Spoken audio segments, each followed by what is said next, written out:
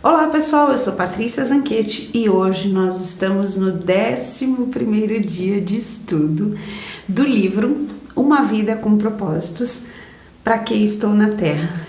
Esse estudo compreende 40 vídeos, cada um deles com um tema específico, para que a gente possa descobrir o nosso propósito aqui na Terra, segundo a palavra do Senhor. E o tema de hoje é tornando-se amigo de Deus. Deus é o seu autor e criador, Senhor, mestre, juiz, redentor, pai, salvador e muito mais. O Deus Todo-Poderoso anseia ser seu amigo. Olha que verdade linda! Entretanto, medo de Deus, não amizade, era mais comum no Antigo Testamento. Então, Jesus mudou a situação. Quando pagou nossos pecados na cruz, o véu do templo, que simbolizava a nossa separação de Deus, foi rasgado de cima a baixo, indicando que o acesso direto à presença de Deus estava novamente disponível. Ter amizade com Deus só é possível por causa da graça e do sacrifício de Jesus. Jesus disse: já não os chamo de servos, porque o servo não sabe o que o seu senhor faz. Em vez disso, eu os tenho chamado de amigos, porque tudo o que ouvi de meu Pai eu tornei conhecido a vocês. João, capítulo 15, versículo 15. Olha que lindo isso! Amigos de Jesus. Oh, glória! Tornando-se amigo de Deus por meio de um diálogo constante. A amizade com Deus é construída quando compartilhamos com Ele todas as nossas experiências. É lógico que é importante estabelecer o hábito de um momento diário consagrado a Deus, mas Ele quer mais que um compromisso na sua agenda. Ele quer ser incluído em todas as suas atividades, todas as conversas, todos os problemas e até mesmo em todos os pensamentos. Conhecer e amar a Deus é o nosso maior privilégio e sermos conhecidos e amados é o maior prazer de Deus. Tudo que você faz pode ser passar tempo com Deus, se Ele for convidado para participar e estiver consciente da sua presença. Se você tiver consciência de que Deus está em todos os lugares, por exemplo, Ele está aqui comigo e aí com você. Por isso que se diz que a Bíblia é o único livro que se lê na presença do autor. Olha que lindo! Tu estás comigo, recebo tua graça, dependo de ti, quero conhecer-te, pertenço a ti, ajuda-me a confiar em ti. Para mim, o viver é Cristo. Nunca me abandonarás, tu és o meu Deus. Faça essas orações com a maior frequência possível, de modo que fiquem profundamente arraigadas em seu coração. Apenas se assegure de que a sua motivação realmente é honrar a Deus e não controlá-lo. Por meio da meditação contínua. A segunda forma de estabelecer uma amizade com Deus é pensar em sua palavra durante todo o dia. Isso chamamos de meditação. E a Bíblia nos exorta repetidamente a meditar sobre quem é Deus, o que Ele fez, o que Ele disse. É impossível ser amigo de Deus sem saber o que Ele diz. Você não pode amar a Deus a não ser que o conheça. E não pode conhecê-lo sem conhecer a sua palavra. A Bíblia diz que Deus se revelou a Samuel por meio da sua palavra. 1 Samuel, capítulo 3, versículo do 2 ao 21. Meditar é simplesmente concentrar os pensamentos, é ficar remoendo ao longo do dia. Quando eu estou escalada para dar aula nos domingos, eu sempre faço as leituras bem antes e eu fico remoendo a passagem, o que eu posso falar sobre isso? O que o Senhor quer me dizer a respeito dessa passagem? E você fica remoendo, e aí Deus vai te dando estratégia, vai te dando sabedoria para que você possa conduzir a aula conforme a vontade dele. Esse é um exemplo da aula, mas isso também se aplica à nossa vida. Tudo aquilo que a gente realmente coloca a nossa energia acaba fluindo melhor. Então, se você se dedica a meditar na palavra do Senhor e a tentar descobrir aquilo que o Senhor realmente tem para a sua vida, isso é transformador. Como eu trabalho com as crianças, o meu desejo era ter uma Bíblia com a linguagem de hoje nas mãos, que é essa daqui. Essa daqui é uma Bíblia linguagem de hoje. Eu fiz a capa.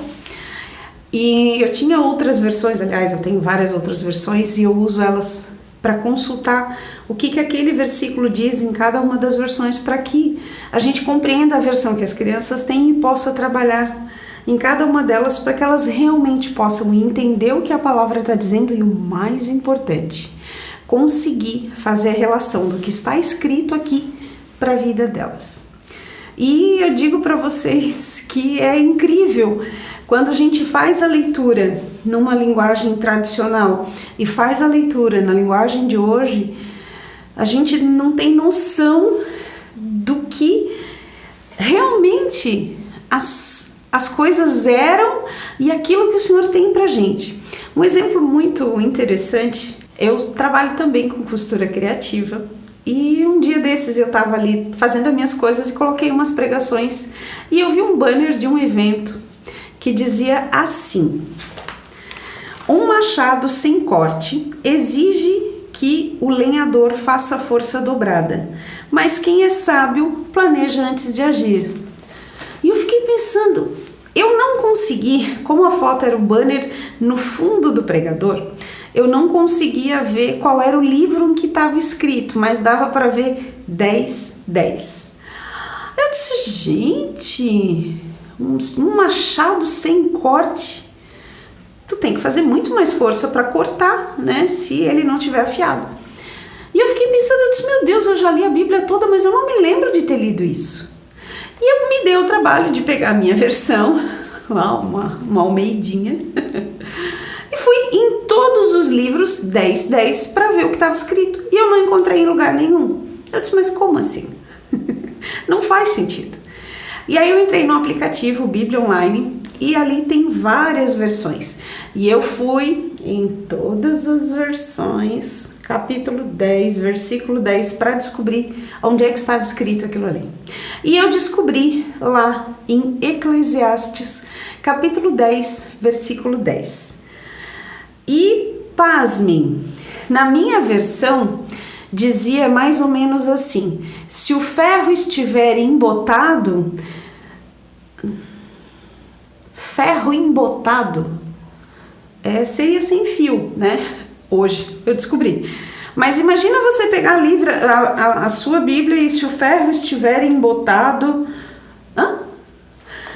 E infelizmente a maior parte das pessoas tem a sua Bíblia, faz a leitura, mas não consegue compreender o que de fato o Senhor está querendo nos dizer. Então, se você trabalha com corte de árvores e se o seu machado está cego, se ele está sem fio, você não vai conseguir cortar. E aí vamos trazer para o nosso dia. Dona de casa, você vai cortar uma carne com uma faca sem corte, você não vai conseguir cortar. Você até vai, mas vai ficar ali fazendo força. Ou como a minha mãe, né, mãe? Pega a faca, pega um soquete, ela corta. As facas dela é uma bênção, né? Ela resolve o problema. Mas a sabedoria resolve isso. É o que a Bíblia está dizendo. Se a sua faca está sem corte, você vai ter que fazer muito mais esforço. Então, se você tiver a sabedoria para afiar a sua faca, afiar é buscar, meditar, remoer a palavra do Senhor. Se você afiar a sua faca, a sua tesoura, o seu machado, a sua lâmina de barbear, no caso não seria afiar, mas trocar, né? você não vai precisar fazer tanto esforço. Então, a sabedoria. E quem é carente de sabedoria, peça a Deus que Ele dá. E dá para quem quiser, mas tem que pedir. Então, gente, é transformador quando a gente lê e consegue trazer para a vida da gente. Então, imagina uma criança ou um adulto mesmo, se eu nunca fui tocada por esse ferro embotado, imagina passar uma vida inteira assim. Então, a ideia é essa: busca, descubra, medite. Então, mas o que isso quer dizer? Vai lá, coloca na internet, claro, a gente precisa saber qual fonte a gente está buscando, mas tem tanta informação relevante e transformadora, gente. Mas busque o Senhor de todo o seu coração. É isso que a palavra nos diz. E quando a gente compreende isso, meu Deus. Agora voltando. Olha que interessante o que o autor fala sobre meditação. Quando você pensa repetidamente em um determinado problema, isso é preocupação. Quando você pensa repetidamente na palavra de Deus, isso é meditação. Fica a dica. Precisamos de muita meditação para compreender a essência daquilo que o Senhor tem para nós. O Senhor é amigo chegado de quem o respeita e lhe obedece. A essas pessoas, ele revela os segredos dos seus planos. Salmo 25, verso 14. Tema para reflexão. Deus quer ser meu melhor amigo. Versículo para memorizar. O Senhor é amigo chegado de quem lhe respeita e lhe obedece. Salmos 25, verso 14. Pergunta para meditar. O que posso fazer para me lembrar mais vezes de Deus e falar com Ele mais frequentemente ao longo do dia? Fica a dica. E se você gostou desse vídeo, curta, compartilhe, se inscreva no canal. E se você perdeu algum desses 10 dias de estudo, busca aí, vai estar lá no vídeo e conta pra mim o que você está achando desse estudo. Aguardo a sua resposta e te espero aqui nos próximos encontros. Que Deus te abençoe grandemente. Um abraço.